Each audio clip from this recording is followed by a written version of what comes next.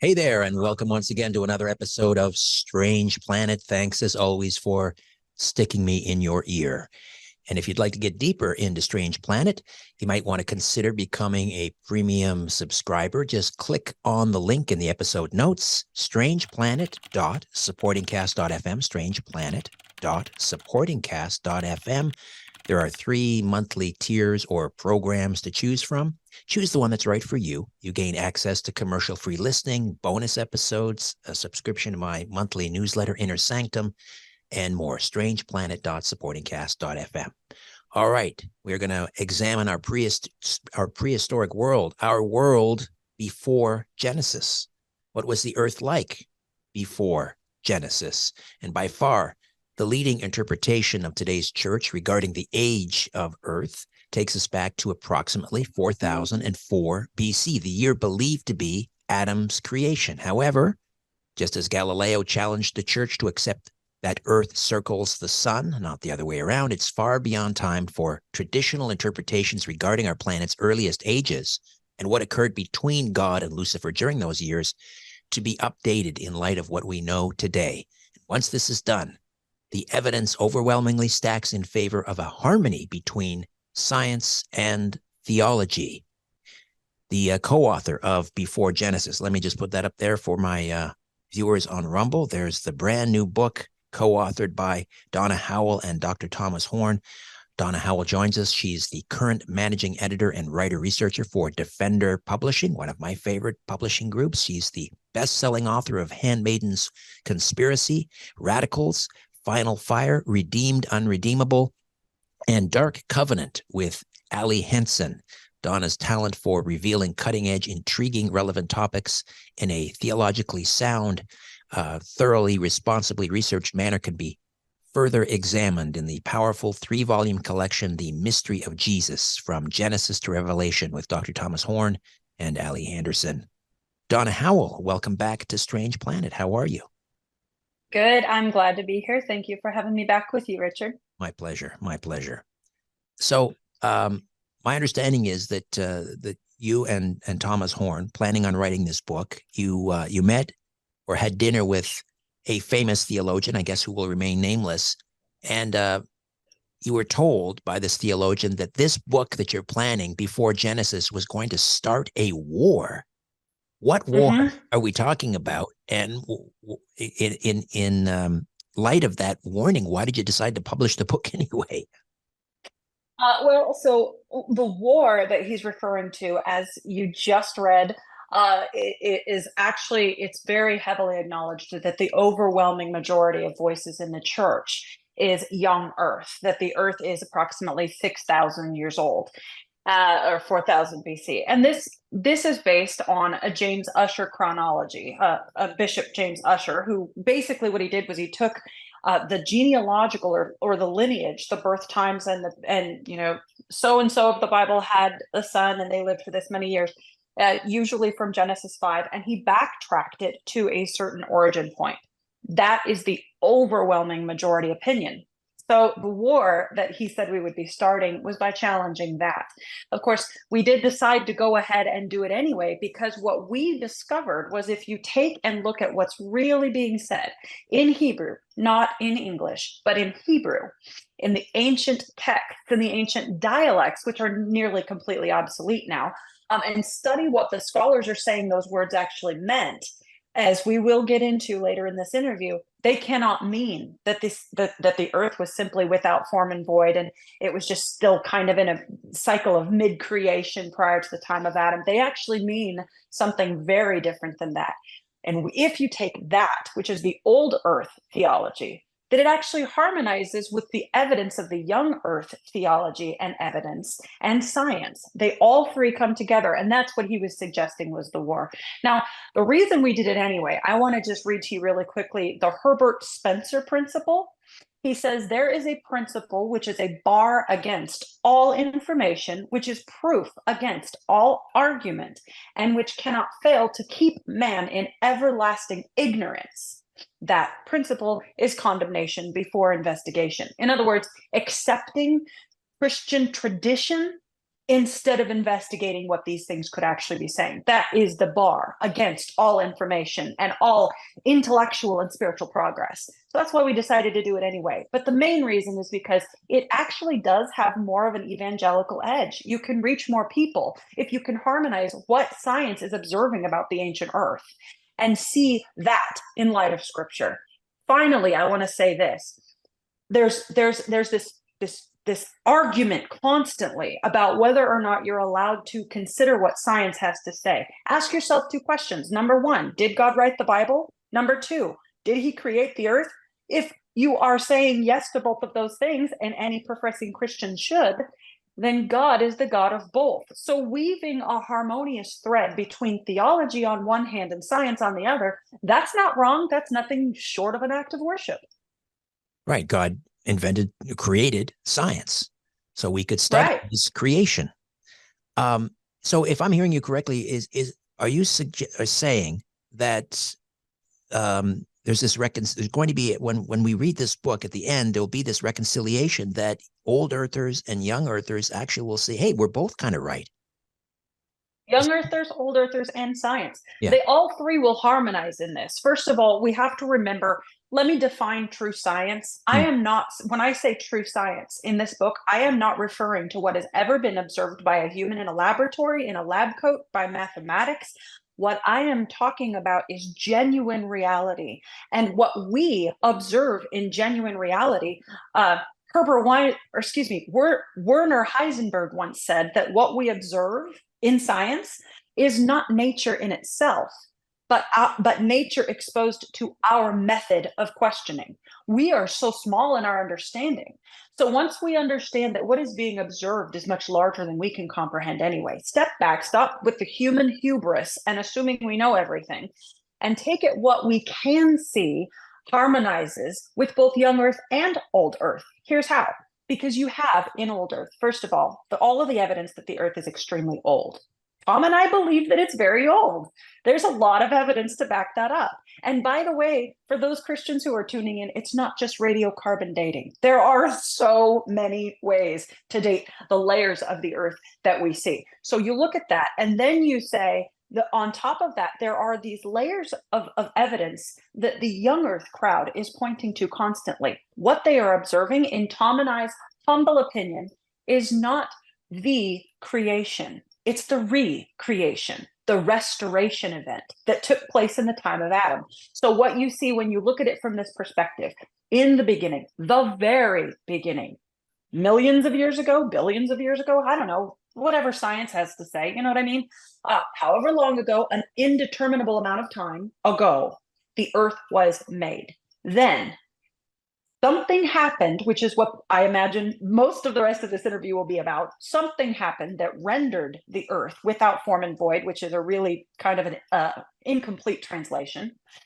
And then God redesigned and brought back to its former glory what he did and what we see now at the time of Adam. Two creation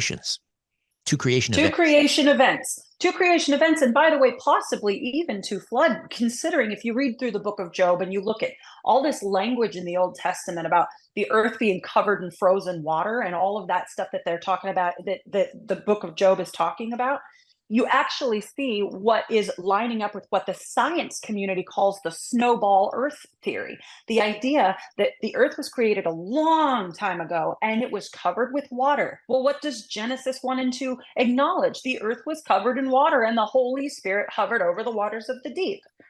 What was he doing when he was hovering over the waters? Well, a lot of people cannot answer that question. If you view it from the chaos theory, which we'll get into, then you start to see the Holy Spirit might have been hovering over something extremely wicked. What is Leviathan? It's the dragon of chaos. What was he doing in the deep? You know what I mean? There's all these things. Well, so the snowball earth theory, it lines up with science too. There's a very good possibility we were looking at a creation event millions of years ago and a re-creation event which restored what God originally had intended. So the universe is supposed to be on the order of 13 billion years old, and then the earth was supposedly formed about 4.5 billion years ago.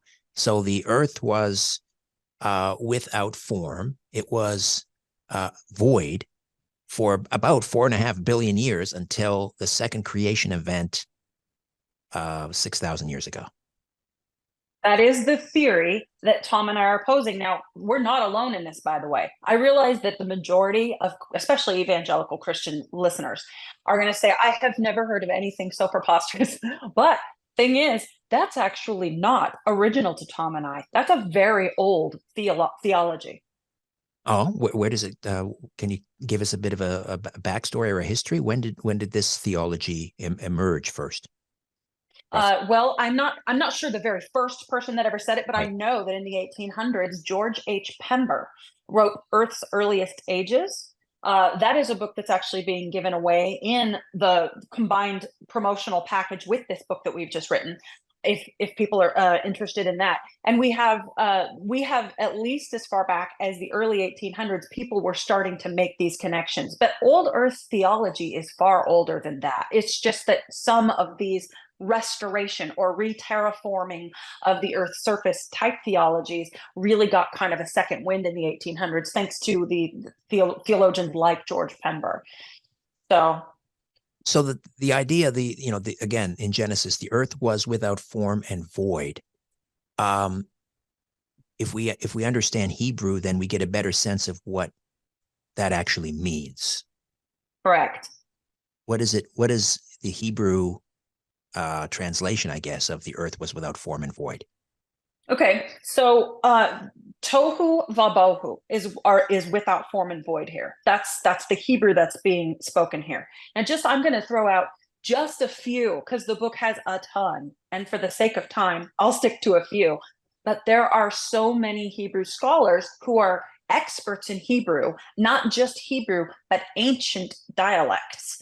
And they are saying not only is this possibility of what Tom and I are presenting possible, they say it's likely. First of all, James Strong of Strong's Concordance, very respected resource. He says tohu means to lie waste, a desolation of surface. What surface? The earth's surface. Okay, he says bohu is a vacuity, a nothing, an indistinguishable ruin. That's from James Concordance. From another, Jacenius Hebrew Chaldee Lexicon. Okay, very, very, very respected, very popular resource. Says tohu means that which is wasted, laid waste. And Brown Driver Briggs, also their Hebrew English lexicon, says tohu means confusion, which we know God is not the author of confusion. They go on to say it is formlessness of primeval earth. Specifically, a land reduced to primeval chaos, like that which we see in the void in between these verses here. The Dictionary of Biblical Languages with Semantic Domains also says tohu means formlessness, a wasteland, a ruination, destruction, what has been destroyed and in chaos and confusion. Whereas the same source says bohu means a void from a prior creation or a total lack of order. Now, that's just taking the words and isolating them. Now, if you put them in context, because one mistake that a lot of researchers make is they will look at a word and they'll see what are the Hebrew or Greek experts saying that this word means. Then they isolate that word out of the verse. And that's helpful, but it's really misleading if there are more than one things that word can mean. And in this case, there certainly is. So we look at, first of all, in commentary. The Bible Knowledge Commentary says such conditions as tohu vabohu could not result from God's creative work. Rather, in the Bible, these words are symptomatic of sin and are coordinate with judgment. In other words, God was mad at something that happened in this very early time, and he judged the earth, and that's where we get the chaos, desolation of wasteland. Schofield reference says that these words, after studying all of the verses in order, and that this is verses from Jeremiah, Isaiah, you got to remember that this thing that's happening, it's not just what Genesis 1:1 and 2 says. It goes into all of these other areas of the Old Testament where these words are also used. They study the words in collection, and they say the earth had undergone a cataclysmic change as the result of divine judgment.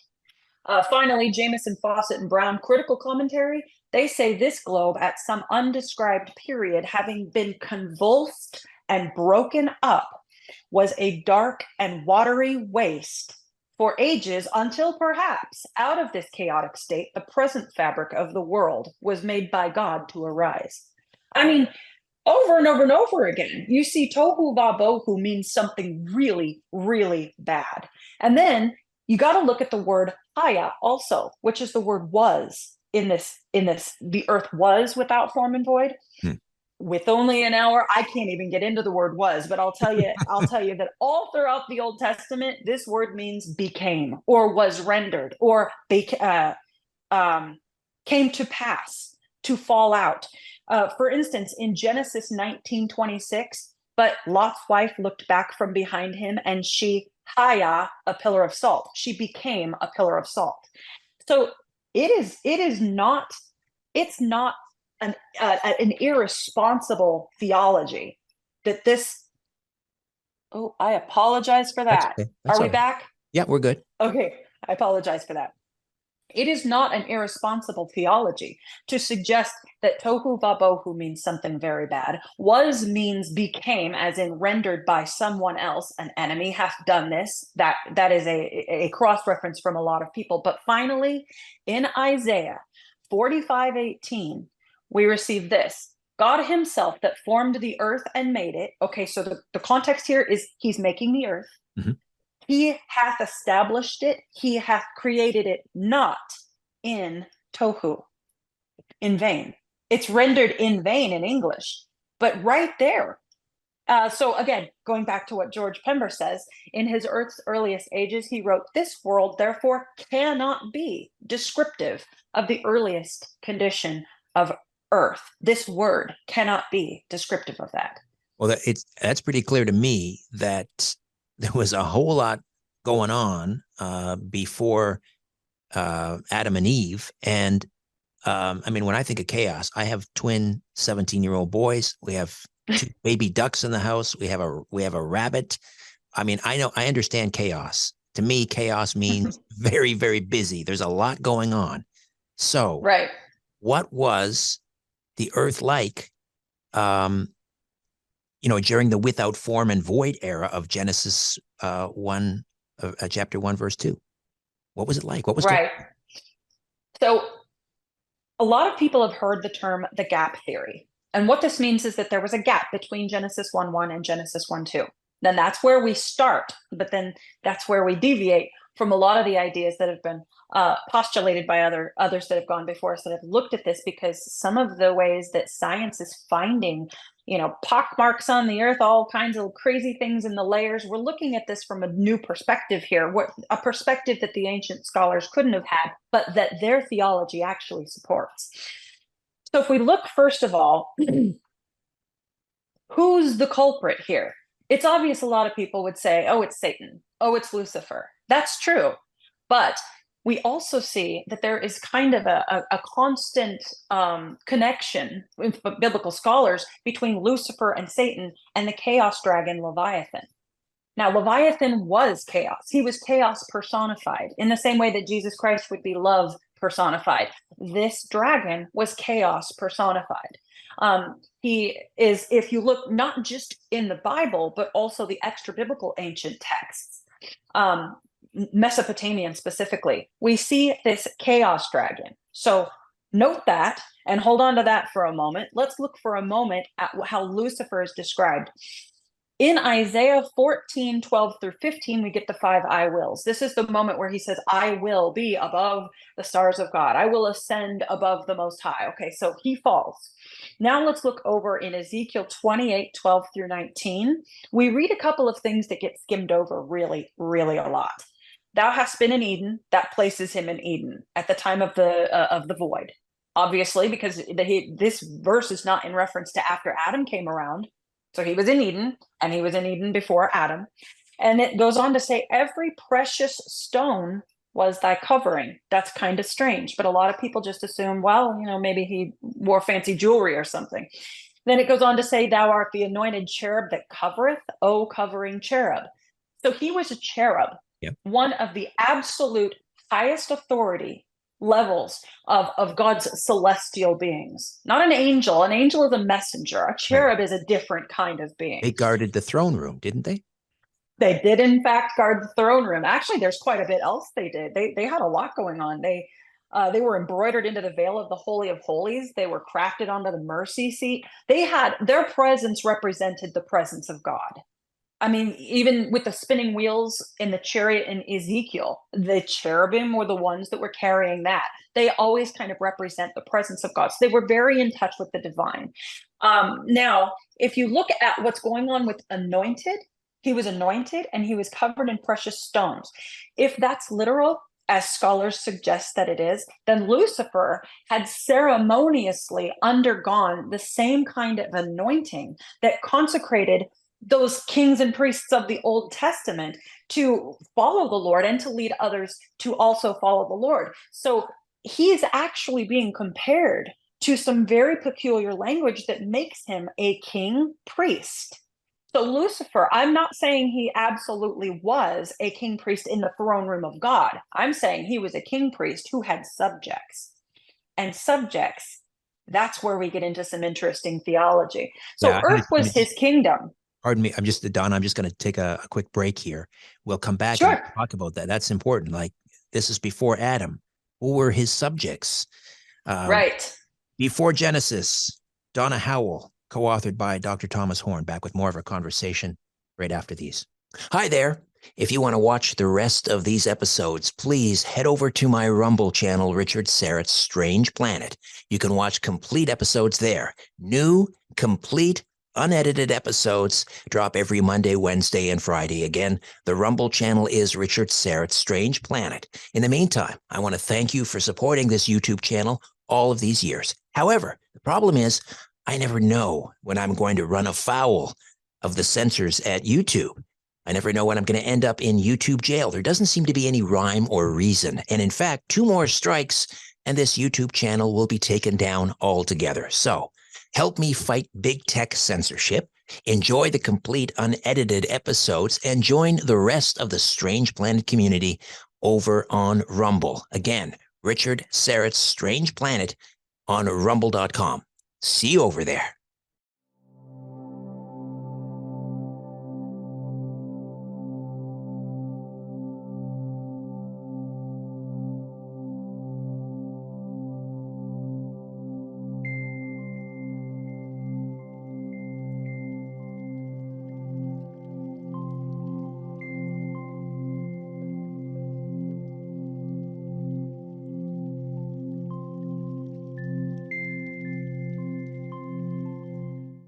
There's the new one, Donna Howell and Thomas Horn, Before Genesis. All right. So Lucifer, the cherub, is on the earth before, I guess, the second creation, when the earth was without form and void, although that means something else. We've learned it actually means it became a desolated wasteland of chaos. So if he's a priestly king, who are his subjects? Because this is before God created Adam and Eve. Right. Remember, first of all, before I tackle the subjects question, first of all, his kingdom, it was earth. So for anybody that is just kind of newer to that subject, understand that he resided upon the mountain of God in Ezekiel 28. He was cut down to the ground in Isaiah 14:12, which literally means he was hurled from heaven toward earth. He was the ruler of the world as well as the God of this age in the New Testament. He's also known as the Prince of the Power of the Air. And Luke 4:5-6 makes it very clear that he has authority over all of the kingdoms upon earth. So not only was he a king priest, the kingdom that he was given was earth. He is still the kingdom. This is still his kingdom. Now, so you jump over to who is the subjects. We have, first of all, his serpentine nature. Okay. He's consistently linked with serpentine iconography and terminology throughout the Bible. In Revelation 12:9-22, he is a dragon and a serpent. He's the snake of Eden, or Nakash, which translates the shining one. his very name, Lucifer, Hallel ben Shakar, it translates shining one, son of the dawn. And if you look at what that means in like a lot of this, I don't have time to break this down, but a lot of scholars look at what is known as the divine council, which is mentioned all over the Old Testament, in Psalms and First Kings. You have the divine council. He was probably a serpentine council member that was known as the shining one, the one of light. So you look at all of these different things, and then you look at what happened over in Genesis 6, 1 through 4. Now, I know, Richard, you're probably very familiar with this, but for those who are not, this is the beginning of the Nephilim. This is the beginning when the sons of God, otherwise known as angels or the celestial beings that God created, descended upon earth. They took unto them the daughters of men, and they produced an angel-human hybrid. Now, that used to be considered a lunatic theology or a fringe theology that did not have much weight to it, but scholars are just having to admit now, to keep a supernatural worldview in mind, if Lucifer, or perhaps the Luciferian spirit, somebody underneath Lucifer, or maybe not the central big bad priest king bad guy who's King Snake, but somebody with him following his orders, if they're capable of this in Genesis 6, 1 through 4, would they not be capable of the same idea in the very beginning of the earth? So what did God create? Look at the era of the fossils for a moment. Everything from these Darwinian monkey men all the way to dinosaurs, everything we can't explain that is no longer around. Either science, all science, is wrong, and these things are only 5,000-6,000 years old, and then why on earth aren't they here now? Mm-hmm. Or they really were here lots and lots of years ago. They believe it was in the ballpark of 66 million years ago that they went extinct. Dinosaurs, that is. Right. And you have all the era of the fossils. What were these? So when you hear the word pre-Adamites, you get, or a pre-Adamic race, you get a lot of Christians nervous because they say, no, Adam was made in the image of God. He was unique. There was nothing before him. Well, that's true, as in Adam was the one that had inherited the imago Dei, or the image of God. But prior to that, there may have been something else God created that Lucifer pulled a Genesis 6, 1 through 4 and manipulated. Lucifer's not a creator. He's not God. He doesn't have the ability to create. But he does, as Genesis 6 makes clear, have the capability of taking something that God created and warping it and making it into something different. So when we see a monkey man, by the way, it really depends on who you're listening to, because a lot of Christian apologists have shown that even secular scientific research, organizations dedicated to zoology and arthritis even, have looked at a lot of these bones that we've found to be the missing links of the monkey men in humans' history, and they have debunked it and said, no, that doesn't prove anything. So there's that. There is that. I'm not exactly sure what to make of that. Everybody's arguing, but the bottom line is, I am not suggesting that any man or human made in the image of God came before Adam. So when I say pre-Adamic race, or pre-Adamite race, you have to understand that what I'm talking about is just any general other creation that God might have made that Lucifer warped. And lastly, when you look at the Bible itself, it forces a pre-Adamic race for a couple of reasons. Watch this thread. First of all, angels were created before Adam, right? Angels were beings of intelligence. Angels fell, and if you follow the mainstream theology on that from the book of Revelation, a third of them fell, became evil. And when they did, earth was their home. So the Bible itself, it doesn't say a human came along before Adam, but it does acknowledge a pre-Adamic race. So when these angels fell and they made earth their kingdom, and they were mad at God, and they were trying to be better than God, what did they do with what God had originally created? I'm not talking about from Adam forward. I'm not talking about the time of Adam. I'm talking about way before Adam came around.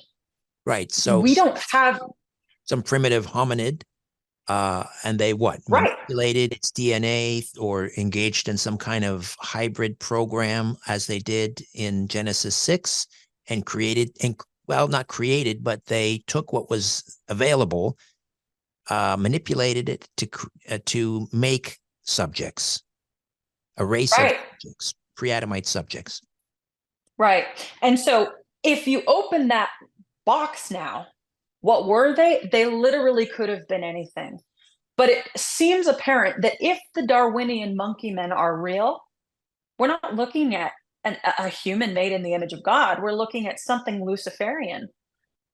Maybe they were innocent in the beginning. Who knows? But when God saw that his creation was being dominated by this Luciferian order, he kiboshed, cut down, and recreated.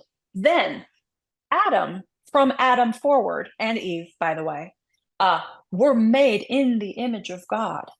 Were any of his prior creations made in the image of God that we know of? No. But were there prior creations? Adam was the last thing that was made. Well, sure, there were prior creations, but was there a prior creation millions of years before that? That's what we're suggesting. So some of these creatures may be the source material or the source for, I don't know, Greek mythology, some of the, the creatures in Greek mythology, Roman mythology, Mayan, not the Mayans, the Minoans rather. I mean, is there literature outside of the Bible that sort of talks about the possibility of this monstrous pre-Adamic species on Earth's surface? Yes, there actually is, believe it or not. I've got that right in front of me. I didn't know if you would ask about that. I'm so sorry. Hold on a second. It's okay. Yes, right here.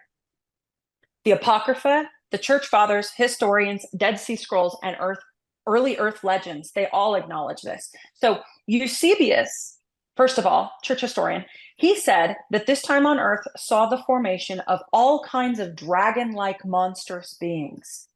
That's what he suggested was going on in the earliest times of Earth history. Jubilees 5:2 and Jubilees 7:21 through 25 states, all flesh on earth corrupted in its way, man and cattle and beasts and birds and everything which walks on the earth. They all began to eat one another. Well, remember this, Richard, in Genesis 1:30, everything is an herbivore. No, there is nothing that is carnivorous yet. Nobody eats meat yet, right? So if there's no carnivores among God's original creation and everything, green herbs was the only necessary meat according to Genesis 1:30. Whatever these monstrosities were prior to Adam, they were not God's design if they were meat eaters, unless something had created them to fall. In Dead Sea Scrolls, Cave 4, we have this, that Melkarisha, both as a viper and an adder, those are both species of snakes, which is a venomous species of snake, is what's being described in that time. And in modern day scholars, J.R. Church of Prophecy in the News, he actually did a lot of research on this, and he wrote that the Void era creatures were designed with the DNA code of a reptilian race. And then, of course, there's legends from all over the world regarding Earth's earliest history.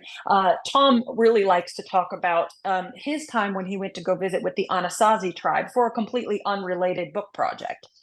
And they had a legend of a carnivorous reptile being who misled humanity from the beginning of time, even earlier than Adam. So these legends are everywhere. It's not just in the Bible, but the Bible supports what we see some of these other writings referring to. And to answer your question from earlier, up to this particular research project, it was easy enough for me to say, well, yeah, if Genesis 6:1 through 4 identifies some kind of a DNA manipulation, then who is Hercules? Was he real? You know what I mean? All of that Greco-Roman mythology, are these people all just insane? Are they all smoking peyote or just wishing that they can, or is there something real to these stories? And if there is, it can trace back to Genesis 6:1 through 4. And now I'm convinced it can trace back even further than that. I'm thinking of, I mentioned Greek mythology. We have the legend of the griffin, which is a head of a lion and the body of a dragon.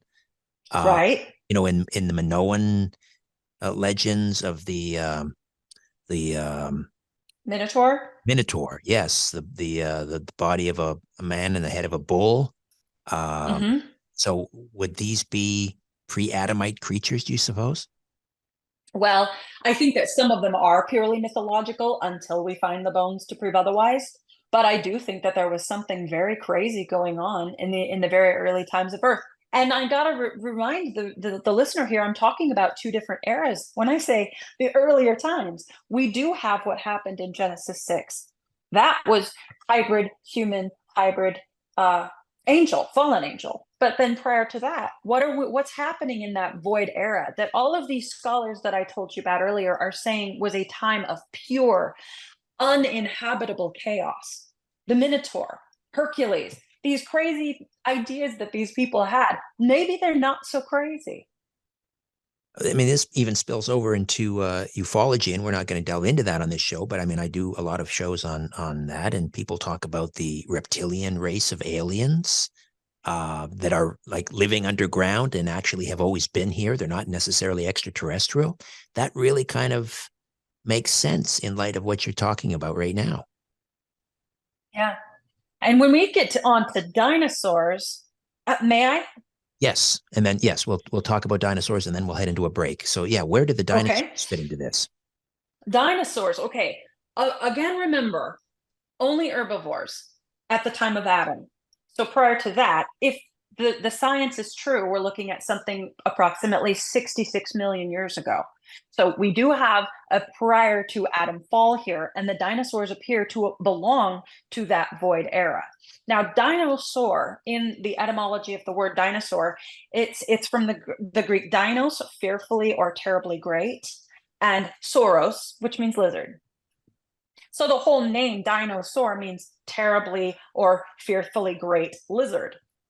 But even science, and I go into this in the book, even science attests that dinosaurs were not always originally carnivorous. They actually were not always this big towering T-Rex thing that you see on Jurassic Park. In the very earliest forms, science even acknowledges they were about the size of a German Shepherd and they may not have even eaten meat. So was that something that God created? And then Lucifer did some weird Genesis 6 kind of a manipulation to? It's possible. Lucifer slash Satan slash, Leviathan and chaos and all of these things. If he did this kind of a thing, it would explain why, because we do have a lot of Christians saying, well, what happened to the dinosaurs? If the earth is only 6,000 years old, then the dinosaurs would have had to have been on the ark because Noah wouldn't have left them behind. Right. Or every once in a while, you see somebody saying that there was a reason why they didn't make it on to the ark when everybody else did, which is that creates more problems than it solves. But I don't think it's a matter of Earth's vegetation. I've heard that argument too, where they were on the ark, but then when the ark stopped at the top of Mount Ararat, they all got off and went their separate ways, and the dinosaurs just starved to death because there wasn't enough to eat. And it's like, well, you'd think if God is all powerful and he can save the world with a flood, that he would figure out how to get the dinosaurs some food. There's all of these kind of fringy ideas going on. But the bottom line is, I believe the dinosaurs take those fossil remains all the way back to the very, very first creation. And then, of course, George Pember, who agrees with that, he says, the fossil remains indicate pre-Adamite ages of sin. He's talking about dinosaurs here. For they may be proved to be the relics of far earlier creations than the time of Adam. For as the fossil remains clearly show, not only were disease and death, which are inseparable companions of sin, then prevalent among the living creatures of the earth, but even ferocity and slaughter. ... Later on, he says, since then, the fossil remains are those of creatures before Adam, and yet show evidence tokens of disease, death, and mutual destruction. They must have belonged to another world and have a sin-stained history of their own, a history which ended in the ruin of themselves and their habitation. The first flood. We'll come back. Right. Donna Howell stays with us before Genesis. Back with more in a moment. Hi there. If you want to watch the rest of these episodes, please head over to my Rumble channel, Richard Syrett's Strange Planet. You can watch complete episodes there. New, complete, unedited episodes drop every Monday, Wednesday, and Friday. Again, the Rumble channel is Richard Syrett's Strange Planet. In the meantime, I want to thank you for supporting this YouTube channel all of these years. However, the problem is I never know when I'm going to run afoul of the censors at YouTube. I never know when I'm going to end up in YouTube jail. There doesn't seem to be any rhyme or reason. And in fact, 2 more strikes and this YouTube channel will be taken down altogether. So help me fight big tech censorship, enjoy the complete unedited episodes, and join the rest of the Strange Planet community over on Rumble. Again, Richard Syrett's Strange Planet on rumble.com. See you over there.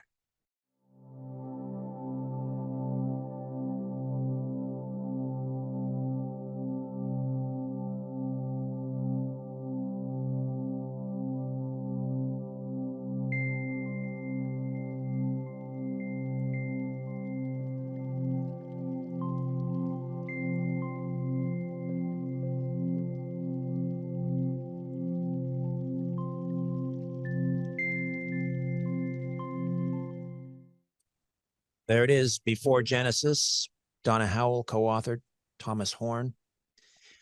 So the extinction then of the dinosaurs as a result of fire, a comet, an asteroid, or was it a flood? Is there evidence of a first flood? We do have biblical evidence that it might have actually been related to what Jesus saw. Jesus himself in Luke 10:18 says that he saw Satan fall as lightning from heaven to earth. And then you look in all of this kind of history behind the Chicxulub crater, right? That's the crater that belongs to the very asteroid, which science identifies as the reason that dinosaurs were wiped away. They were extinct. That Chicxulub crater, that place, and the name Chicxulub, by the way, that name translates to the devil's tail. Is that crazy or what? That is crazy. So you look at all of the different kind of, you can only say mythology so many times before you start to make these connections and realize not everybody is smoking something. But you look at all of what's known about that place, that word.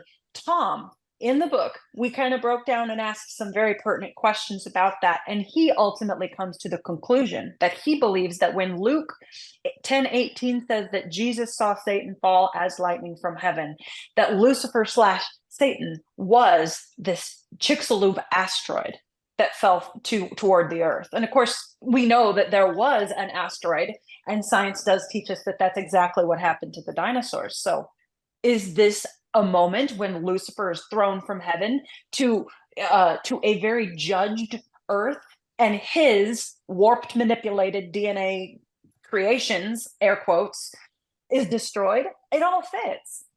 It does. It's amazing. But you mentioned earlier, we were talking about the snowball theory or something there. But there is evidence of a prior flood from Noah's flood. I guess a flood would it have ensued as a result of, the asteroid's impact, because it was just off the Yucatan Peninsula, I think, if I'm remembering correctly. Mexico. Did that cause the first global flood? Well, obviously the Bible doesn't say, but for sure science does, and that is what they're suggesting, that not only was there a massive a global wave, okay, if it didn't flood the entire earth, then we can't figure out why 1/3 of all marine reptiles perished on the other side of the planet. They went extinct. So that's really interesting. If you have the Chicxulub crater and you look at what happened, all of creation, okay, you've got Leviathan, by the way, who is an aquatic reptile, also linked with Satan and chaos, which is literally what tohu vabohu means in the without form and void.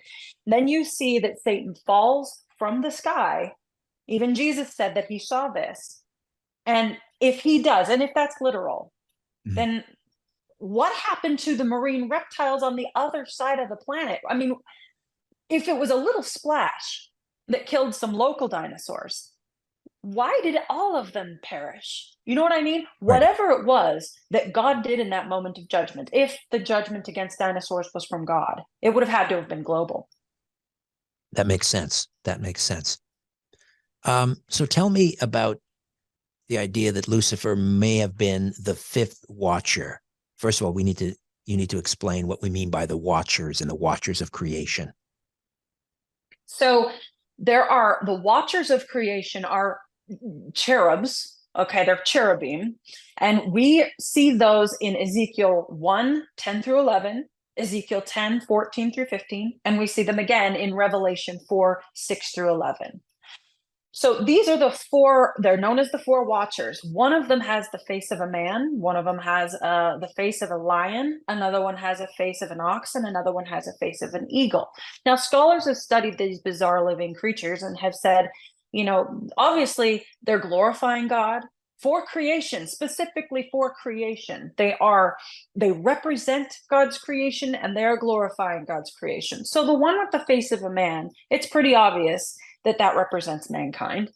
The one with the face of a lion, scholars believe that is a representation of wild, undomesticated animals of the lands, forests, and fields.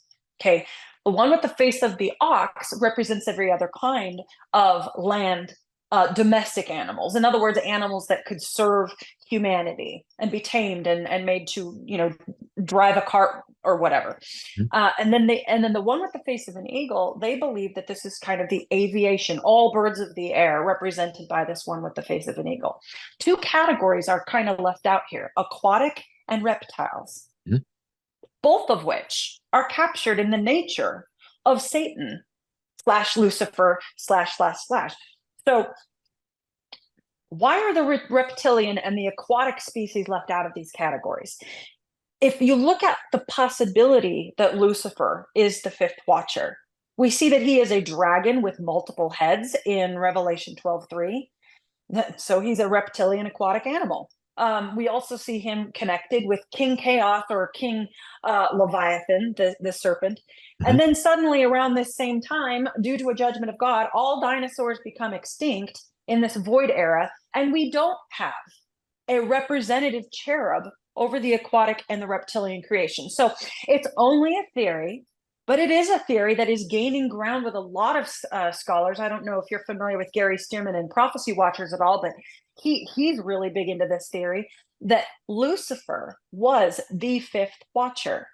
And when he fell, he was thrown out of that honored position. And now we only have 4 watchers left, but there might have originally been 5. Right. Well, yeah, exactly. But as you say, why are the aquatic creatures and the serpentine creatures, reptiles, snakes, etc., why are they not included when all the other types of animals are included in the watchers, including man? I wanted to ask you about, there are archaeological sites around the world that predate Genesis. Gobekli Tepe, we talk a lot about that on this program. There are others. What does the Bible say? I mean, where did if they came before Adam, you know, who's responsible for them? Who built them? So, okay, this is what's insane. I'll start first by quoting from Isaiah and Jeremiah here. I beheld the earth. This is from Jeremiah 4:23 through 27. I beheld the earth, and lo, it was without form and void. Tohu vabohu. Okay, so far, stop. I beheld the earth, and it was that time that, Richard, you and I have been talking about, this void era context. That's where we're at so far in the verse. And all the cities thereof. What cities? If there was nobody here during the without form and void era, what cities is he talking about? Anyway, he goes on to say, the cities thereof were broken down at the presence of the Lord. Again, linking to judgment. The theme, it just keeps on going. And by his fierce anger. For thus hath the Lord said, the whole land shall be desolate, an uninhabitable wasteland of chaos. This is very, very peculiar. If this is talking about something else, What on earth could it be talking about? Okay, again, over in Isaiah 14:16-17, they that see thee, he's talking about Lucifer here, shall narrowly look upon thee and consider thee, saying, is this the man that made the earth to tremble, that did shake kingdoms, that made the world as a wilderness and destroyed the cities thereof? Again, what kingdoms, what cities, if we're talking this far back? So when you look at that, now you kind of have a different view when you take into consideration cities like Baalbek, cities like Gobekli Tepe, Karahan Tepe. I've got several of them here, and this is one area that my book spent a significant portion of time really taking its time to look at some of these things. First of all, every one of those sites that I just mentioned, and at least 30 others, many of which of those 30 we did actually take a good examination of in the Bible. Excuse me, a good examination of in our book. They show a kind of running theme over and over and over again. They show extreme intelligence that predates Adam, according to all radiocarbon dating and every other kind of dating that science gives to these places. To give you some examples of this, and I'm going to take my time for a minute to kind of hit on Tiahuanaco, the Gate of the Sun. I don't know if you're familiar with that artifact. Some archaeologists have dated this gate to be between 12 and 14,000 years old, in part due to its archaeoastronomical nature. Now, archaeoastronomy, that's kind of like what they believed that the ancients thought about the sun, the sky, the stars, and all of that. Well, there's some really paramount things in that Gate of the Sun that links to other sites built at a very ancient time. So that's kind of why they don't exactly know. And by the way, the Gate of the Sun is actually protected by Peruvian government right now. There's no way that we're going to get a bunch of scientists in there traipsing and pouring concrete all over an excavation site to try to see what was going on with it. So we don't know for sure about the dating, but they're able to study its how it compares. And that's how they've come to the idea that it might be as old as 12 to 14,000 years old. Well, that predates Adam by 7,000-8,000 years. First of all, it was carved from a single monolithic stone. They believe that it weighs an approximate 20,000 pounds, and they've located the quarry it was transported from, and the quarry is 10 miles away. They had to transport this single monolithic stone 10 miles over land and water to get it to where it was at in Tiahuanaco. It features, okay, look at some of these things that it features. It features a round earth, first of all, not the flat earth that is of ancient thought. It details astrological phenomena in relation to equinoxes and solstices. It has the latitudinal position of the civilization there as it would have appeared on a GPS system at the time. It shows the obliquity of the ecliptic or the axial tilt. In other words, it shows the alignments and the angles between Earth's rotational axis and its orbital axis. And it has complex mathematics, including the correct ratio of pi, square roots, degree angles, and their practical trigonometrical uses in construction and astronomy. This is all coming from a single gate that they believe to have been in the ballpark of 12,000 to 14,000 years old. And two more things that is very interesting about it. Tiahuanaco is just under 13,000 feet in elevation. A human being could not survive there. They would not be able to survive there more than a few days without walking away with pulmonary or cerebral edema, because of the elevation. This is a fatal place to live. And yet we know that Tiahuanaco was inhabited by somebody, obviously not humans. They would have hyperventilated, but it was occupied by somebody for at least a half a century. And then the deity at the top of the Gate of the Sun, it's Viracocha, also known as Quetzalcoatl, which is, again, the sea traveling serpent, the god who created the sun, the moon, the stars, and giants. the giants of Genesis 6:4 are even kind of linked to all of this. And that's just one example. I've got notes here on Gobekli Tepe and Baalbek. If you want me to hit some of those others, we can. But it's like, how would human beings after Adam even be able to inhabit the site for long enough to have built that? It's remarkable. Let alone find the intelligence to do so. Well, then this brings into, and we won't get into all of this, but this whole ancient alien theory that's who's responsible for building the pyramids and Gobekli Tepe and Stonehenge and all of these other ancient ruins. Well, I guess you could say they were extraterrestrials. They were off planet. They were fallen angels. So, are you getting any feedback yet? I know the book just came out, but is this book, instead of causing a war, as one theologian warned you, is actually maybe going to bring these the old earthers and the young earthers together? Tom and I have been shocked so far. We were anticipating a war, and certainly there have been those who have emailed us and said the Bible says, and they clearly have not read the book, because that's the first thing that we read. That's the first thing that we discuss is what the Bible says in Hebrew, not in English, in Hebrew.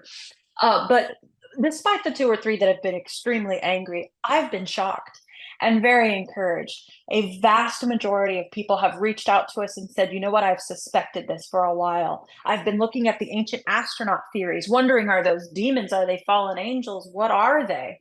And if they do link to the void era, then we do have a pre-Adamite race on Earth, not necessarily humans made in the image of God.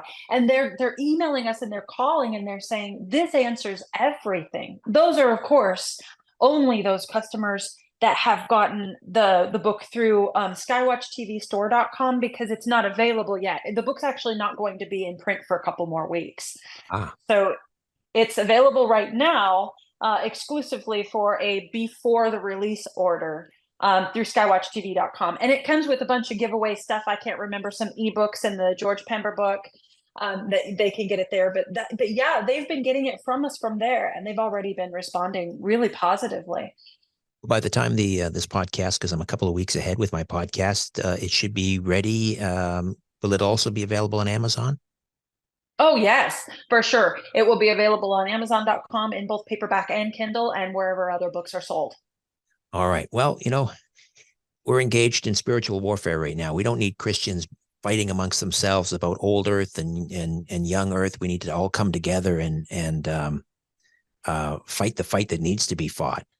So congratulations, and please send my my good wishes to Dr. Thomas Horn. Before Genesis.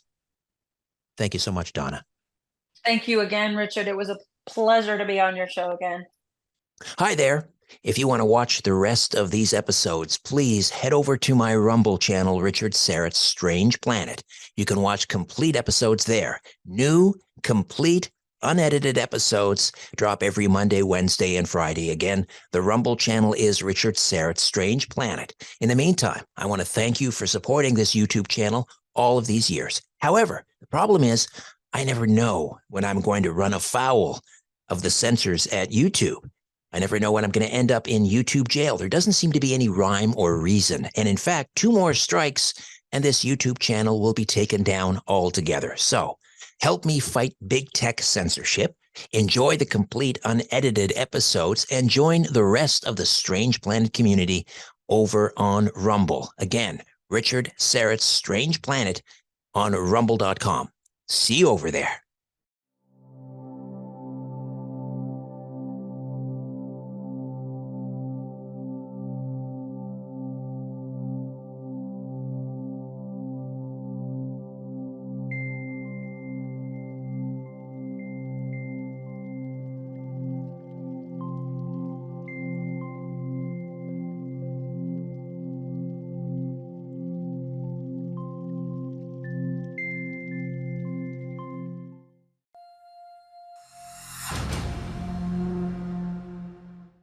And welcome once again to another episode of Strange Planet.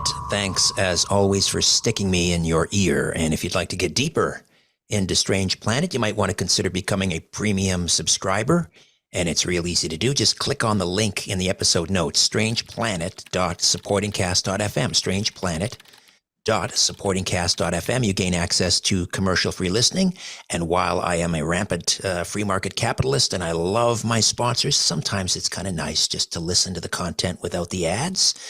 You also gain bonus episodes and a subscription to my monthly newsletter, Inner Sanctum. strangeplanet.supportingcast.fm, strangeplanet.supportingcast.fm. All right, we're going to hammer away at artificial intelligence again. And yes, I'm a Luddite, and I have 2 feet firmly planted in the analog world. And I'm being totally transparent here. Artificial intelligence frightens me. It chills me to the bone. And I'm not ready. I'm not ready. I don't think I'm suited for a world that is run by algorithms. Humanity is consumed by relentless transformation. Like the thief in the night, artificial intelligence has inserted itself into our lives. It makes important decisions for us every day. Often we barely notice. And as my guest, Joe Allen, says or writes in his groundbreaking book, Transhumanism is the great merger of humankind with the machine. At this stage in history, it consists of billions using smartphones. Going forward, we'll be hardwiring our brains to artificial intelligence systems. Joe Allen has written for Chronicles, The Federalist, Human Events, The National Pulse, Protocol, the Journal of the Entertainment Technology Industry. He holds a master's degree from Boston University, where he studied cognitive science and human evolution as they pertain to religion.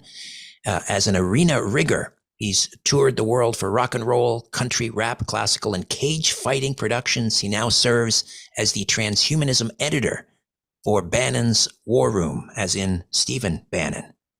Joe Allen, welcome to Strange Planet. How are you? Richard, very good to be here. It is indeed a strange planet. So the book, Dark Aeon, Transhumanism and the War Against Humanity. What is Eon, A-E-O-N? What does that mean? Where does that come from? 2 meanings. One, a dark period of time.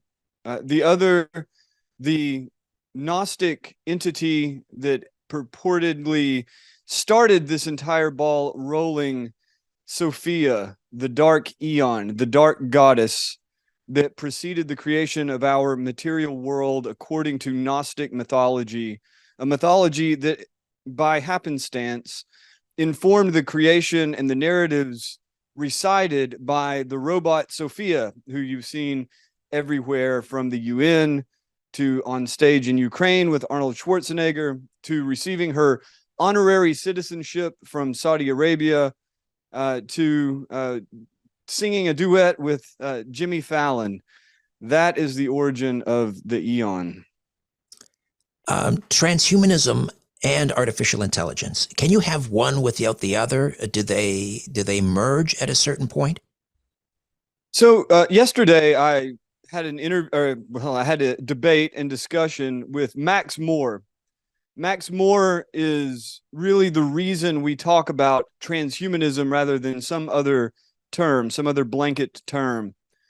Max Moore in the late 80s and really gaining steam in the early 90s was at the center of the transhumanist movement, really a group of quirky intellectuals and tech aficionados. And Max Moore is much more focused on improving the human being by way of technology and reason, but improving the human being genetically, physically in general, and incorporating artificial intelligence to make the human more intelligent, more adept at processing information.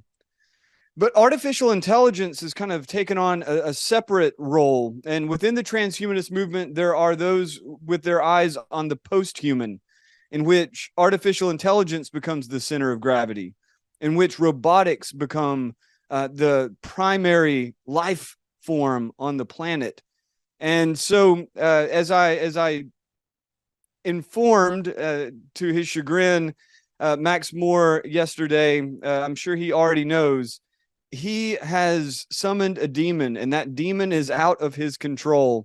and it's made its way into the most powerful corporations on earth in Silicon Valley, the most powerful military on earth, the U.S. Defense Department and DARPA, the Defense Advanced Research Projects Agency, and it's making its way into other elite power centers, from the World Economic Forum to the Chinese Communist Party, and even to the Hindutva-dominated politics of India. So you say it begins with, I don't know if it begins, but you've got, at this point in history, you've got billions of people using smartphones. How does that, the smartphone, which is outside of our body, how does that inexorably lead to this dystopian nightmare of, the post-human? So much of it is an aesthetic split between those who see the smartphone as a very useful tool and are very happy about its introduction, and those who see that as a dystopia in and of itself, a little mini dystopia. I don't know that it leads inexorably towards brain implants necessarily. The technology of brain-computer interfaces is still in its nascent phase, and it's unclear how far it will go, but it is undeniable that it's made enormous strides in the last 10 to 15 years.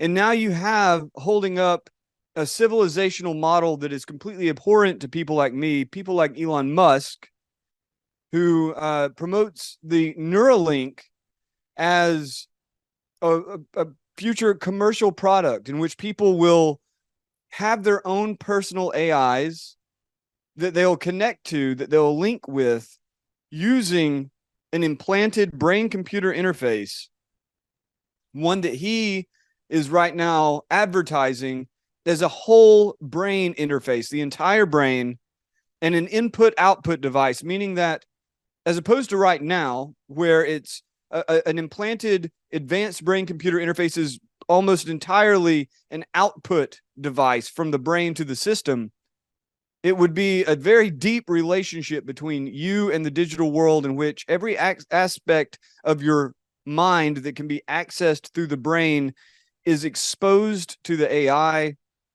And in theory, you would be able to understand at least something of what the AI understands by way of a direct neural connection. But I don't know that is inexorable. I don't know that that's inevitable. And in fact, I don't really think it's necessary to go that far to create an even more hellish social and romantic and aesthetic and spiritual landscape than we already have with smartphones. But that's how they think about it. Elon Musk talks about it all the time. We are already cyborgs. We just use our eyeballs and thumbs. Ray Kurzweil talks about it. A number of people talk about it as a stepping stone to a whole brain connection to the machine.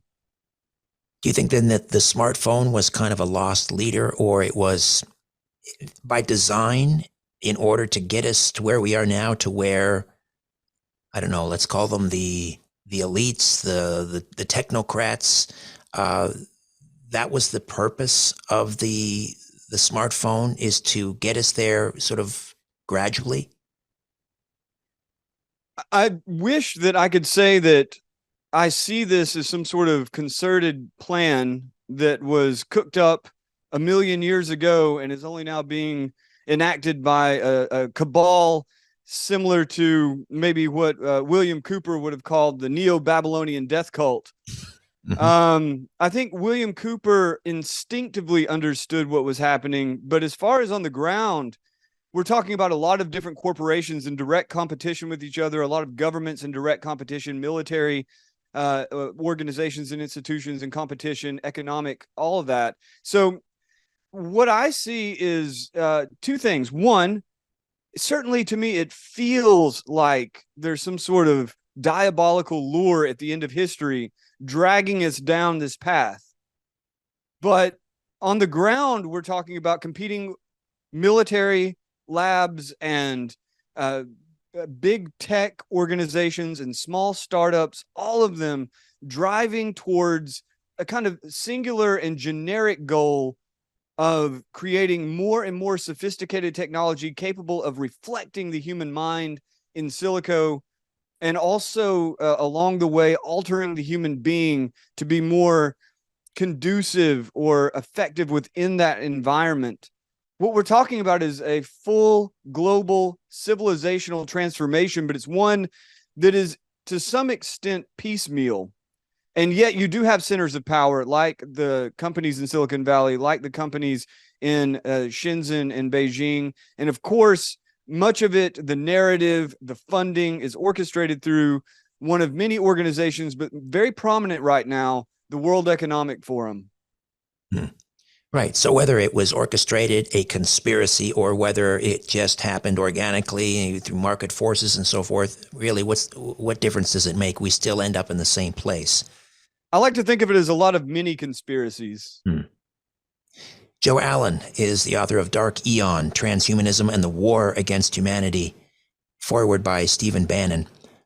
Isn't it interesting that, you're on War Room and you are the transhumanism editor? Are you the first transhumanism editor in media as far as you know, or is this something that we're going to start to see a lot more of?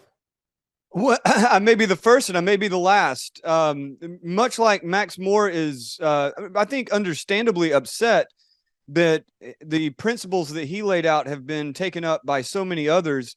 By the way, he's very much against organizations like the World Economic Forum and their socialist tendencies. That's one of the great ironies of this life, I suppose. But I may be the last because I think that transhumanism as a term, in some sense, has lost its meaning and is being supplanted by others, such as accelerationism or effective accelerationism or optimalism, or the Klaus Schwab's fourth industrial revolution, or Yuval Noah Harari's techno-humanism. So I may be the last. I would, if I had my way about it, I would be the tech editor rather than the transhumanism editor. But as Steve rightly points out, I also wouldn't get any attention or clicks because it is so bland and cracker-like, as he would say.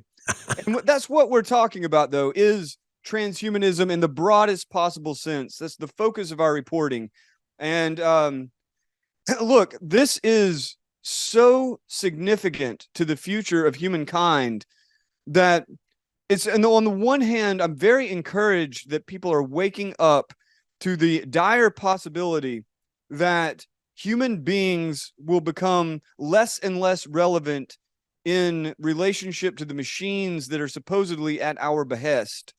And I'm glad that people are having this great awakening, but I'm also pretty discouraged at by my senses, there are probably more people who will either accept it just as we accepted the nudie scanners, the TSA nudie scanners in the airport, and a very large number of people who will enthusiastically embrace it. And so we're at a point in which humanity is bifurcating between those who will be transhuman or techno-human or optimalized or whatever, and those who are not. And I suspect it will be many, many branches going forward in the next century, the coming centuries. And the decisions we make now will have dramatic impacts, not only on the spiritual orientation of the civilizations we live in, but also on a strictly materialist Darwinian level, the type of human beings biologically and the type of evolutionary landscapes that we face will dramatically alter those humans who succumb to or accept or embrace a fully technological existence. These technologies are moving fast. There's not really time to think about it. I guess maybe that's the point, right? But calling yourself a transhumanism editor, that's kind of rear view mirroring it, because it just speaks to the rapidity, or the how rapid this transformation is happening. It's already sort of an old term. We have to move on to the next thing. It isn't just transhumanism anymore. Joe, we'll take a quick time. I'll come back and discuss further. Joe Allen is the author of Dark Eon, Transhumanism and the War Against Humanity. Hi there. If you want to watch the rest of these episodes, please head over to my Rumble channel, Richard Syrett's Strange Planet. You can watch complete episodes there. New, complete, unedited episodes drop every Monday, Wednesday, and Friday. Again, the Rumble channel is Richard Syrett's Strange Planet. In the meantime, I want to thank you for supporting this YouTube channel all of these years. However, the problem is I never know when I'm going to run afoul of the censors at YouTube. I never know when I'm going to end up in YouTube jail. There doesn't seem to be any rhyme or reason. And in fact, 2 more strikes and this YouTube channel will be taken down altogether. So help me fight big tech censorship, enjoy the complete unedited episodes, and join the rest of the Strange Planet community over on Rumble. Again, Richard Syrett's Strange Planet on rumble.com. See you over there.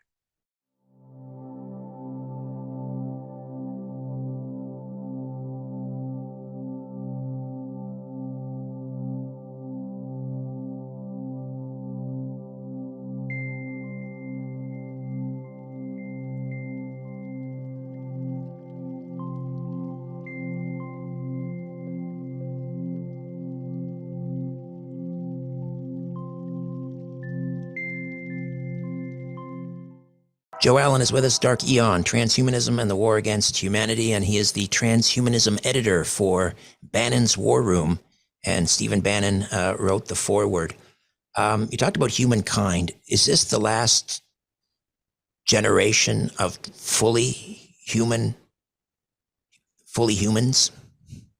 You know, that's Yuval Noah Harari's prediction, although it's very unclear how much of what he says is for provocation and how much of what he says he truly believes.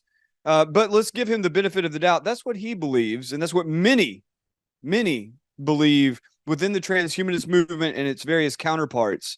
I see it more as, again, a kind of bifurcation. I don't think that any of this is going to happen to everybody all the time, everywhere. I think that just like today, you know, something like, I think 3 billion or 4 billion people on the planet have smartphones. I think it's 1 billion or so more have cell phones, and there are some who are just completely off the grid. I think that uneven distribution of technology is going to persist into the future, although it will be a widespread distribution. I would like to think that as these technologies become more and more extreme, more and more in our faces, that there will be a much greater, more sustained, and more vociferous rebellion against the systems that are being put in place around us, both those that entice us through commercial advertisement and those that are imposed by government mandate.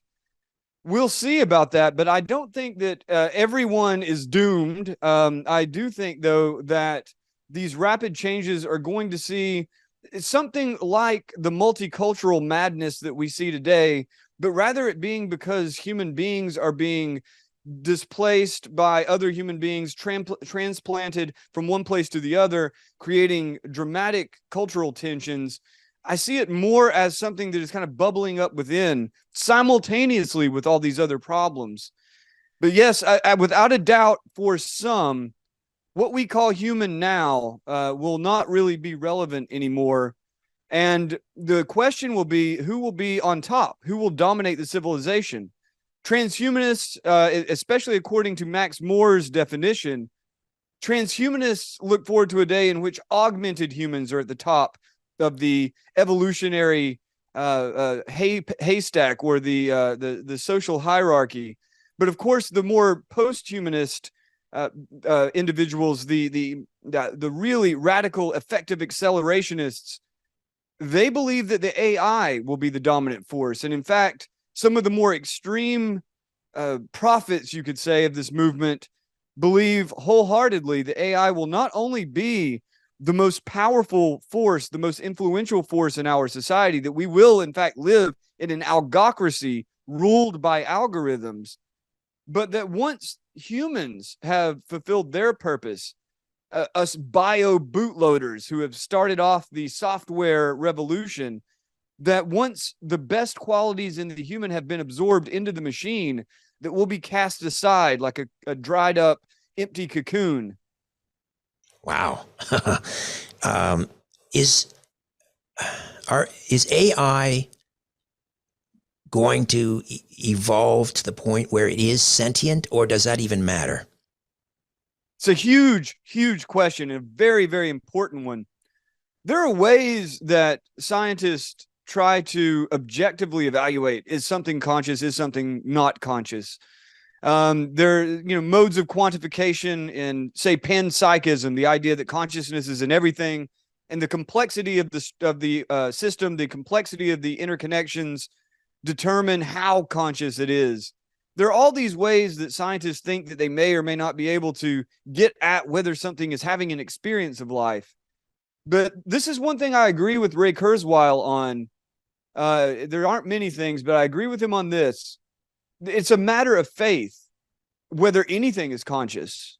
Are you conscious at the other end of this system? Is my coffee cup over there conscious? Is the ant crawling on the ground conscious? These are matters of faith. And we decide, either consciously or unconsciously, sorry to keep with that word, but we decide oftentimes unconsciously whether something is or isn't conscious on the basis of signals that we have in our minds, a way of relating to something to indicate it's also having an experience like us. A puppy smile, right? A kitten purring, a baby smiling, a human being explaining to you vocally what his or her experience is. Well, AI can do all of that. AI can trigger your empathy circuits, your theory of mind with images. It can smile, it can frown. It's weird, it's off-putting oftentimes. It's getting better.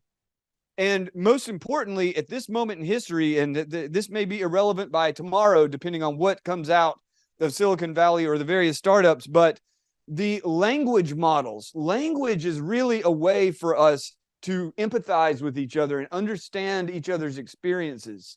It's maybe the most important as far as really getting into someone else's perspective. Well, AI can construct unique language output that triggers all of our empathy circuits. And so many of us, you see the most generic output of, say, ChatGPT or Claude or Bard, and it's like, okay, that's a machine. But if you look at the best outputs, and I think that's what's most important, not the failures. If you've got an army shooting at you, the misses don't count, the hits count. And you look at the successes, and you can see why you had Blake Lemoine coming out of Google saying, look, Lambda is conscious. This is what it told me. Do you believe it's lived experience or not?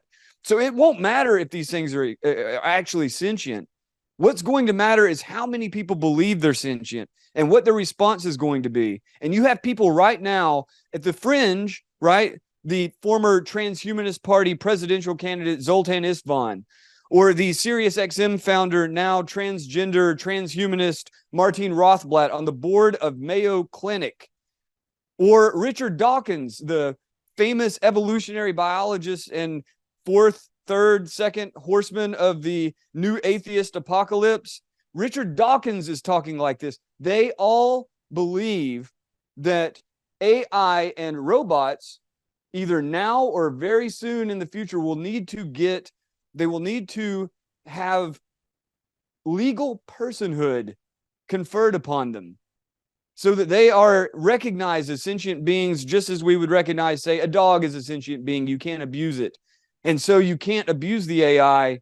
You can't turn it off. We'll see where that goes. But this is a movement, I think, that as these AIs get better and better, what you're going to see is a sort of shift in the spiritual perspectives of some portion of society, where they look into the machine and they see a soul. And there, as it gets better and better, there will be those who look into the machine and they will see a God. Is the end game for some, like Ray Kurzweil and others, to re-sleeve their consciousness and achieve immortality? Absolutely. There's really three levels to that. I detail it in the book. I tried to juxtapose it with the doom saying, so that's in the 11th chapter, count down to gigadeath. But the idea is there are three levels. The first is extending longevity through biological manipulation and genetic manipulation.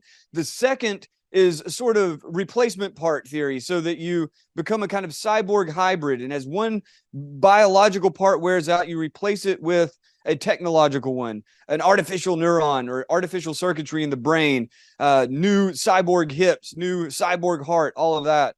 So that slowly but surely the proportion of the biological being is reduced and the mechanical being becomes the dominant.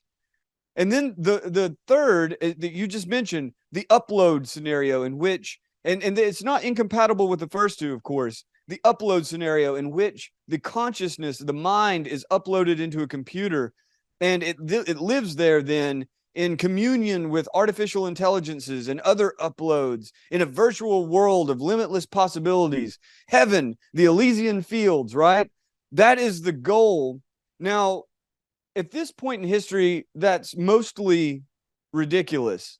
And yet, again, with these advanced AI models, you can train an AI to emulate a person, and it's becoming more and more sophisticated. You have Meta that has, they scan the physical being and they can create a physical, like a photorealistic, three-dimensional representation, an avatar of you. The recent interview with Lex Friedman and Mark Zuckerberg is the perfect display of how far they've gotten with this.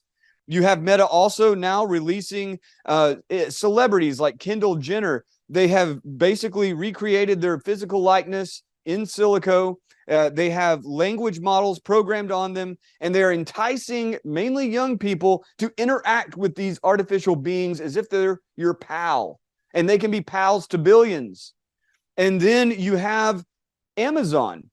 Their chief AI scientist, I think it's Rohit Prasad, last year displayed Alexa's new ability to basically learn and emulate the voice of a person, alive or dead, and take on that voice. And the example that they showed at this presentation at the Mars conference was that this kid's grandmother died, and he asked Alexa to read him a story in the voice of his dead grandmother. So even though that doesn't involve the transfer of consciousness with, like, say, the Moravec transfer, things like that, what it does involve is a weird form of necromancy in which our personalities are right now. You and I are doing this right now. Our personalities are becoming digitized. And to the extent that an AI can take on the aspects of our individual personalities, we can remain in this digital necropolis indefinitely until the power goes out. Joe, we'll take another time out, come back and discuss further Dark Eon, Transhumanism, and the War Against Humanity. Hi there. If you want to watch the rest of these episodes, please head over to my Rumble channel, Richard Syrett's Strange Planet. You can watch complete episodes there. New, complete, unedited episodes drop every Monday, Wednesday, and Friday. Again, the Rumble channel is Richard Syrett's Strange Planet. In the meantime, I want to thank you for supporting this YouTube channel all of these years. However, the problem is I never know when I'm going to run afoul of the censors at YouTube.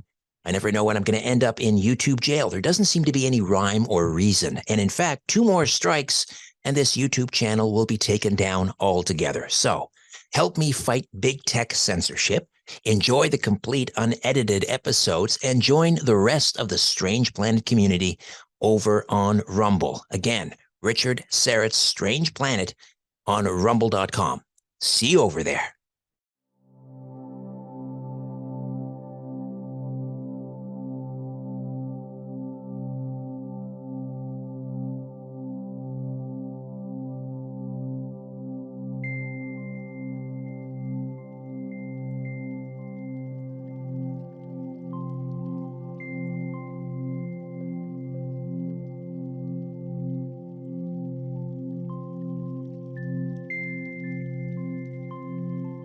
Dark Eon, Transhumanism, and the War Against Humanity. Joe Allen with a foreword by Stephen Bannon. He is the transhumanism editor for Bannon's War Room.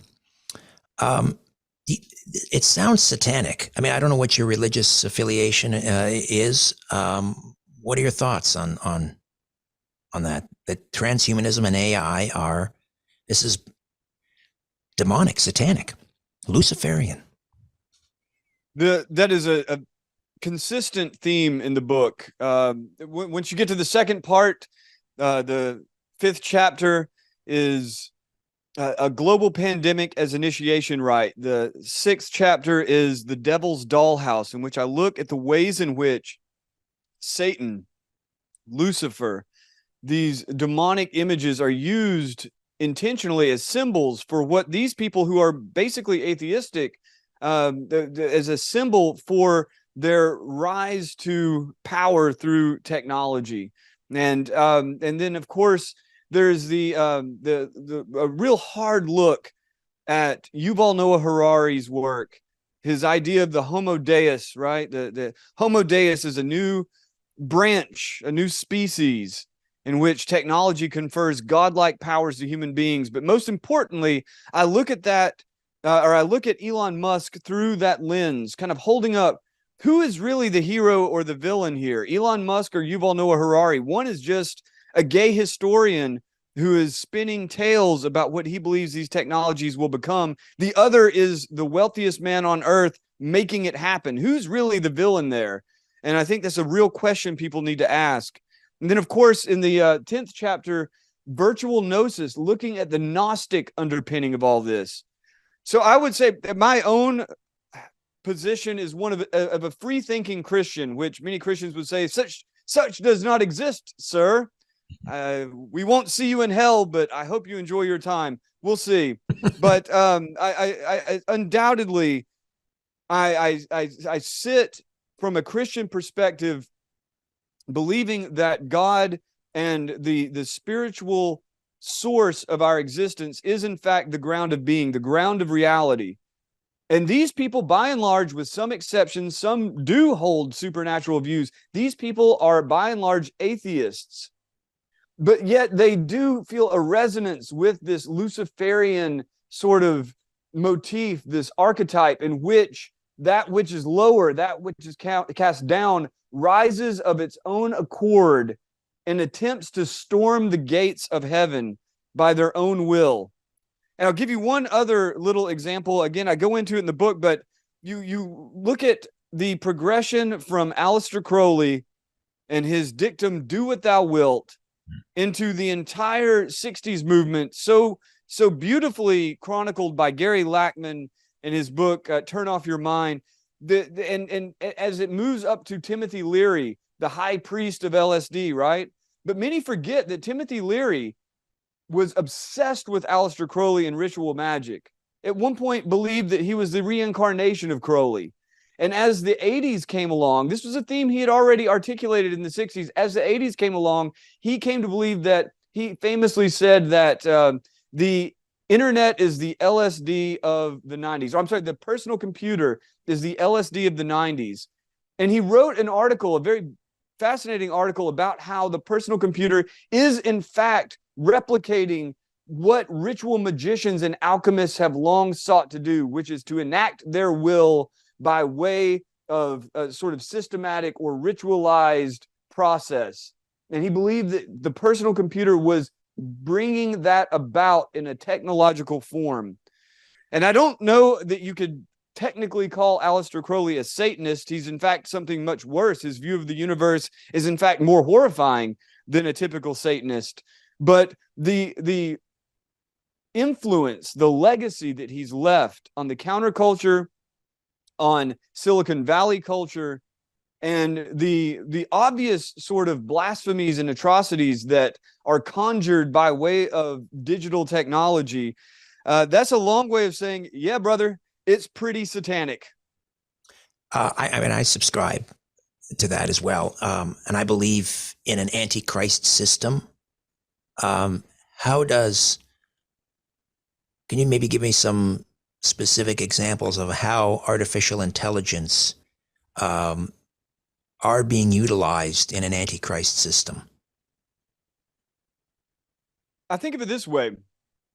you look at the etymological roots of Antichrist, or if you look at the Greek roots of Antichrist, the word Antichrist, and anti, of course, means against, but in the ancient Greek, it also means in place of, the substitution of. So it's the substitution of Christ, of the Messiah, the false Messiah, is in place of the Messiah. And who is Christ? What does Christ do? Christ is the Word made flesh. Christ is the source of all of the universe and of goodness. Christ came to heal. Christ came to give you wisdom. Christ came to give you immortality. Christ, in essence, came to sanctify your soul. Well, what is artificial intelligence? What is it supposed to do? Artificial intelligence all of those and things. the various I'm sorry? Sort of a twisted version of all of those things. It is absolutely that. And I think that when you look at the way in which the technocratic elite, or even just the sort of startup quasi-transhumanist accelerationist culture looks at artificial intelligence, they see at the lowest level, it will bring healing through advanced medicine by modeling the body. It will bring wisdom, obviously, by condensing and conveying the truth by way of chatbots, large language models. But as you go farther and farther into what they want to do, and this includes OpenAI under Sam Altman, now in partnership with Microsoft. This includes DeepMind, that it was taken up by Google years ago. This includes Anthropic, now with a $4 billion investment from Amazon in partnership with them. And it includes Inflection AI with its founder coming out of DeepMind. They want to create artificial general intelligence, AGI, or as I describe it, artificial godlike intelligence. They believe, along with Elon Musk, with his company XAI, they believe they are in the process of creating, and they believe they are doing it very quickly, and perhaps we'll see results in the before 2030 or soon thereafter, that they will have created something that was not just competent at specific tasks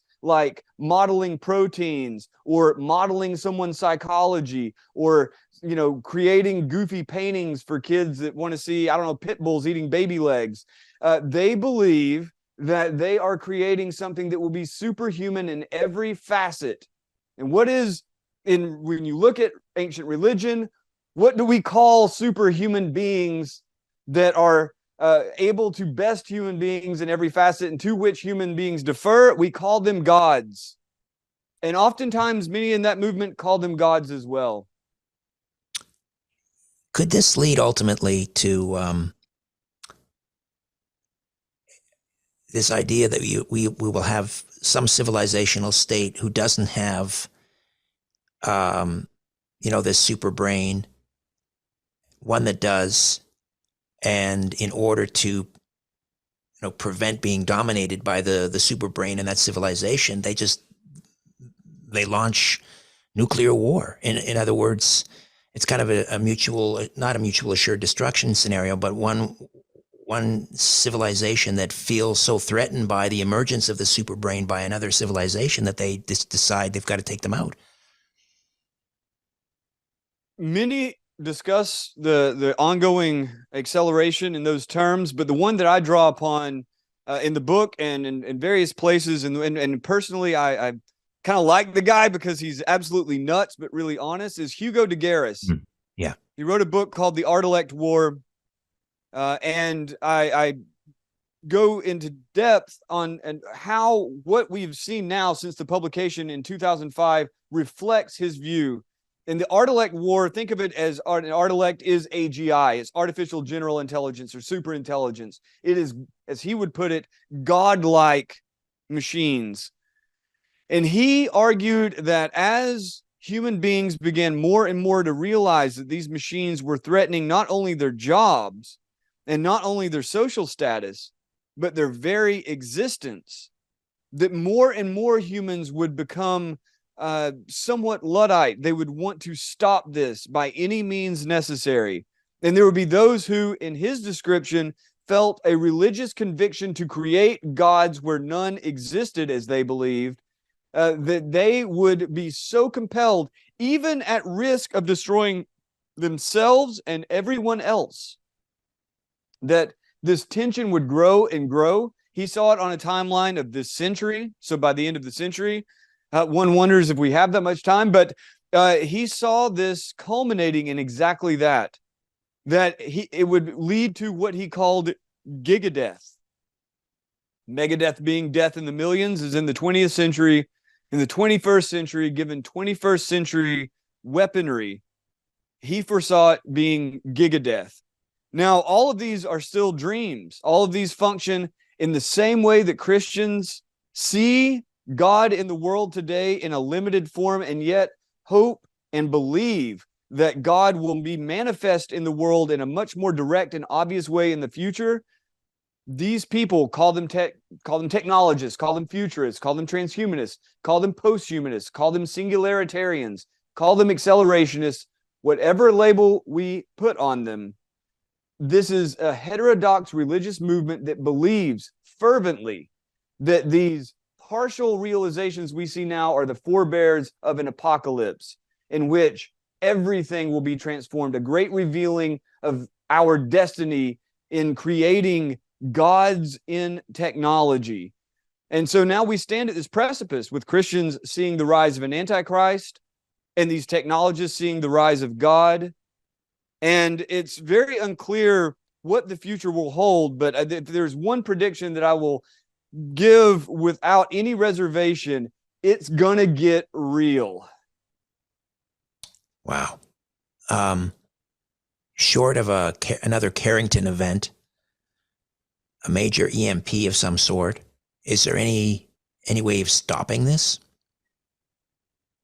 It's possible that the technology is going to plateau or already has. I mean, tomorrow could be the great plateau. You really don't know.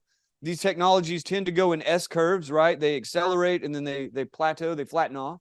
So it's possible that it's just not possible to create anything like that. That's just a dream, a figment. And in that case, we get the half-baked singularity, in which you have cultural, economic, political, and military elites who hold up a wonky, idiocratic machine and say, this is God. And everyone else is expected to follow along. I don't think that is a very threatening scenario, although it could be quite hellish to the extent that you see right now. We've got, look at the White House, look at the prevailing order in Harvard and every other elite academic institution. Idiocracy is already here. It would just be idiocracy with a machine. But I do think that the capabilities of these machines will, in fact, improve and improve and improve. But as a believer, I don't think that there is any chance of creating something as magnificent as that which we stand on, that spirit that we stand on. What we do have, though, as we always have as humans, is the possibility that this world order is going to shift more and more towards cruel, controlling, exploitative, and violent regimes. And that's a real threat. And these technologies provide vehicles for the realization of their ambitions. And so at the immediate level, I think we have to look out for that. And to some extent, we have to take up certain technologies in order to protect ourselves and defend ourselves. But a lot of it is going to be simply a matter of saying no. And so I think that individual communities have the power right now to simply not adopt blindly the technologies that are obviously damaging to us. And I see some hope in the path forward there. Dark Eon, Transhumanism and the War Against Humanity. How do we get a copy, Joe? I would recommend going to bookshop.org. They're lefty, but they're human. I would also recommend going directly to the publisher, skyhorsepublishing.com. If you are acculturated to the beast, go ahead and go to Amazon. Or if you are adventurous and you've got a little Bitcoin sitting around, you can get it at a discount at canonic.xyz. A very interesting outfit. Joe, great speaking with you again. I learned a lot. Thank you so much. Richard, I really, really appreciate it. You're a legend. I really appreciate being here. Richard Syrett's Strange Planet drops every Monday, Wednesday, and Friday. Hi there. If you want to watch the rest of these episodes, please head over to my Rumble channel, Richard Syrett's Strange Planet.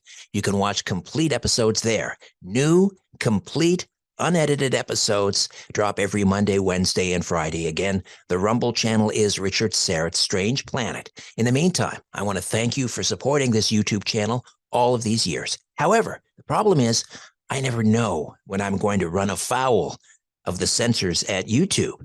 I never know when I'm going to end up in YouTube jail. There doesn't seem to be any rhyme or reason. And in fact, 2 more strikes and this YouTube channel will be taken down altogether. So help me fight big tech censorship, enjoy the complete unedited episodes, and join the rest of the Strange Planet community over on Rumble. Again, Richard Syrett's Strange Planet on rumble.com. See you over there.